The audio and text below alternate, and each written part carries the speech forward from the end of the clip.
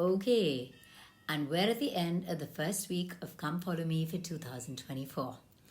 First Nephi Chapter 5. What an amazing experience it has been for me. I've learned so much. I've received so much insight and guidance and revelation as I have studied the scriptures this week. I have loved how intensely and lovingly I have felt the Spirit this week. What a blessing it has been. So before we go through chapter 5, let me just tell you that there are some very powerful lessons to learn here in it. There are struggles that we as families in today's world are forced to face often. One can really take strength and guidance from seeing how Lehi's family handled theirs.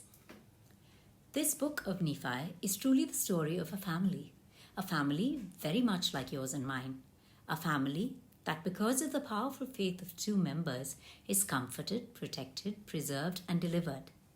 And once Nephi, his brothers, and Zoram returned from Jerusalem through the area of wilderness to Lehi's camp, Lehi and Sariah were overjoyed to see them. Sariah had mourned because of them. Women, particularly at that time, mourned when they lost someone, because Sariah was convinced that her sons had died in the wilderness. She had complained and lightly argued with her husband Lehi, saying to him, he, who was supposed to be a visionary man, that someone who sees the future and visions, had led her away from all their wealth and material security, and he has let her sons die in the wilderness and soon enough will die himself with her. Ponder this. As a woman, as a mother, there is nothing more terrible than the fear of losing your children. Sariah had not complained until now, until she faced her fears of losing her sons at one stroke. She left Jerusalem, leaving everything behind, journeyed with Lehi and the rest into the wilderness. Not easy for a woman who's been used to luxury and comfort. Her complaints came out of her fear for her children. Her faith wasn't able to keep her from being frightened or from thinking the worst. Where do we behave like Sariah in our lives? When does our fear get bigger than our faith? How can we work on changing that? And Lehi tried to reason with her, offering a witness that he had truly seen the destruction coming to Jerusalem and the Lord had saved their lives by telling them to leave.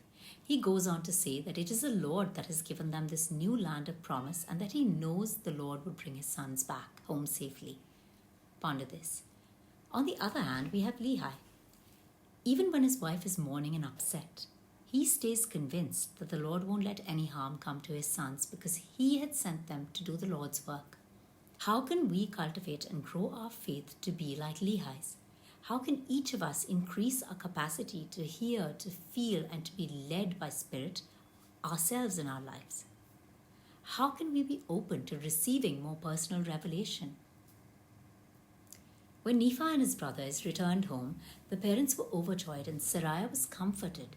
And she said that she knew now that the Lord has truly spoken to Lehi and that he was a prophet and a visionary in truth, and that the Lord had not only saved her sons from Laban, but had given them powers to be able to accomplish the job that he had given them. Ponder this. Sariah acknowledged that she had misjudged, understanding and accepting that Lehi was a prophet of the Lord, that he was being guided and commanded by the Lord. When you misjudge a situation, especially in a relationship of yours, do you make amends or apologize after owning up to the other person being right? Saying you're right is something that a lot of us find hard to do. How would your relationship change if you did this? And then they offered a sacrifice and burnt offering to thank the Lord for his blessings and protection. Ponder this. Lehi and his family practice gratitude to the Lord for all that he does for them often. Can we consciously do this ourselves every night? And then Lehi took the plates of brass that Nephi had brought back and studied them from the beginning. And he saw that the plates contained the 5 books of Moses that described the creation of the world and of Adam and Eve. And they had a record of the Jews from the beginning right until the reign of Zedekiah, the king of Judah.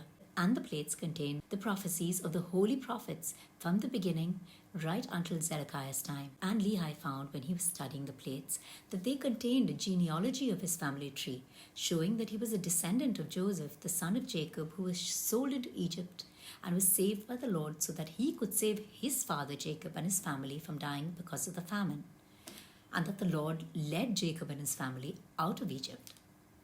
And Lehi discovered that Laban was also a descendant of Joseph, and that was the reason that he had the plates. Now, here's an interesting thought to think about. Laban was a descendant of Joseph, and yet God didn't want him to plea or allow him to keep the plates. Why do you think this was? What does this verse imply about it not being enough to simply be a member of the tribe of Israel, but also to follow and keep God's commandments in a way that we stay worthy? And when Lehi read all of this, he felt the Spirit flowing through him, and he began to prophesy about the future of his descendants, saying that these plates of brass would go forth to all nations, to kindreds, to tongues and people who were of his seed.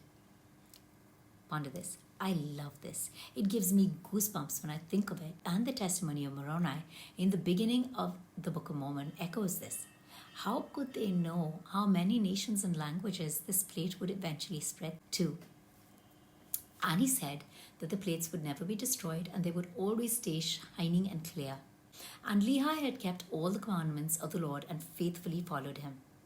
And he and his sons had gotten the records the Lord commanded them to get, and they realized how important and relevant they would be for their own descendants, to be able to study themselves and follow the commandments of the Lord themselves. Ponder this. Can you see the importance of the scriptures and studying them in your own lives? Can you see how they can help us follow the commandments of the Lord better than we could on our own? And it was truly the Lord's wisdom that he told us to go and get them and bring them with us. And as we travel through the wilderness to the promised land. Ponder this. The Lord's wisdom and foresight stretches eternally. He sees all things. He knows all things. He knew how important the scriptures would be in the future. He even knew that we would be studying them in our time, in our dispensation today. He knew that reading the scriptures works like literally picking up a phone and dialing in to a one-on-one divine channel of energy and love that is accessible to everyone who studies it with the intention of knowing God. And that divine channel, that access to the blessings, presence, and protection of the Holy Spirit is what works like armor for us. It protects us from the world, and it shields us from things that are not good for us. It gives us the strength to keep the commandments of God. I have really enjoyed this lesson, and I hope you have too. See you next week.